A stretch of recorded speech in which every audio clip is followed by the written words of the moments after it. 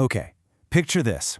You're at the airport, you've checked your bags, you are so ready for that vacation. And then you hear that dreaded announcement.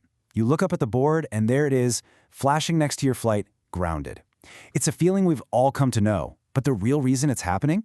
Well, it's a lot more complicated than you think. And it often starts with two little words, ground stop. So what's going on here? Well, it's likely something called a ground stop. The FAA calls this one of its most restrictive tools.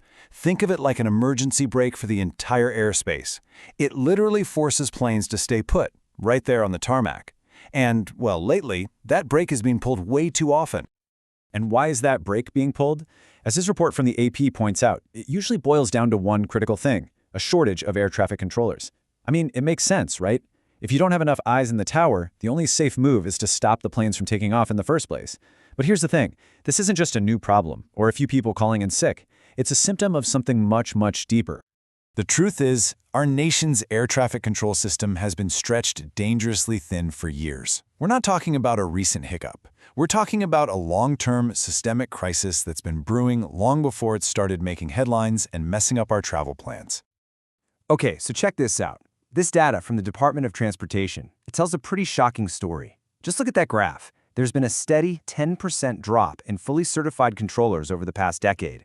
And get this, that downward spiral meant we hit a 30-year low in controllers before the pandemic even happened. The system was already running on fumes.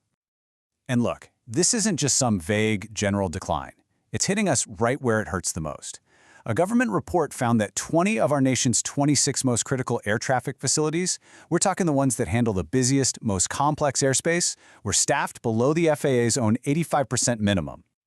And if you want to see just how bad it can get, look at this number, 54%. That's the staffing level at the New York TracOn, the facility that guides planes through one of the busiest chunks of sky on the entire planet. 54%. That's barely half the people they need to operate safely. So let's recap. We've got a system that is already at its absolute breaking point. Now, let's throw the complete chaos of a government shutdown into the mix. This is where a chronic problem becomes an acute, full-blown crisis that has a direct impact on you and your flight. And here's the crazy part, the absolutely impossible situation these folks are in. Air traffic controllers are considered essential. That means when the government shuts down, they can't just walk off the job.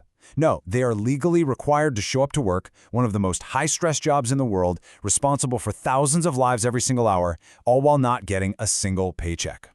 And you got to remember, this has a real human cost. We're hearing about controllers having to take second jobs, delivering for DoorDash or driving for Uber, just to make ends meet. Students are reportedly just bailing on the profession altogether. And can you blame them? Why would you sign up for a career where you might not get paid for your work? All of this is happening while the controllers who are still there are being forced to work mandatory overtime and 6-day work weeks just to keep the whole system from collapsing. You know, this is the point where it goes from being a massive inconvenience to a genuine safety issue. The head of the Controllers Union, Nick Daniels, he put it bluntly. He said, "Every day that this shutdown continues, tomorrow will be less safe than today. The stress, the distraction, it makes the skies less safe for all of us." So, with the very real threat of our entire national airspace just grinding to a halt, you'd think Washington would have a solution, right? Well, a potential fix has been proposed. But this so-called solution has sparked a huge debate among the very people it's supposed to be helping. So here's the idea on the table. Pass a special bill that only pays the most publicly visible essential workers, people like air traffic controllers, TSA agents. The argument for it? It's pretty clear. It keeps the planes flying, it avoids travel chaos, and it shields all of us from the most obvious pain of a shutdown. But the argument against it is just as powerful. If you get rid of the public pressure, you also get rid of the political pressure on lawmakers to actually do their jobs and end the shutdown, leaving the rest of the government to just wither. And this isn't just some theoretical argument. This is the core fear that a lot of federal workers are talking about online. As one person on Reddit's Federal Employee Forum put it, if they patch over the most painful parts of a shutdown, the incentive to negotiate a real budget deal just disappears, and the shutdown could drag on for months. Yeah, and here's someone else putting it even more bluntly. They argue that carving out exceptions like this absolutely removes urgency. It basically lets politicians save the most visible parts of the government, the parts you and I see every day, while letting everything else just bleed out, totally unheard and unseen. And that really makes you think, right? This whole strategy of picking and choosing who gets paid, it creates this massive ripple effect. It has huge consequences for millions of Americans who rely on parts of the government that don't make the 6 o'clock news. So it really begs the question, doesn't it? If your flight takes off on time because the controllers and the TSA agents got paid, is the problem really solved, or is the problem just become invisible to you? Who else is being left behind in all of this? And believe me, that list is long. It's the National Weather Service forecasters, the people providing the critical data pilots need to fly safely. It's the staff at the Social Security Administration processing benefits for seniors. It's the USDA inspectors making sure our food is safe to eat. It's the IRS agents processing our tax returns. Their work is absolutely essential.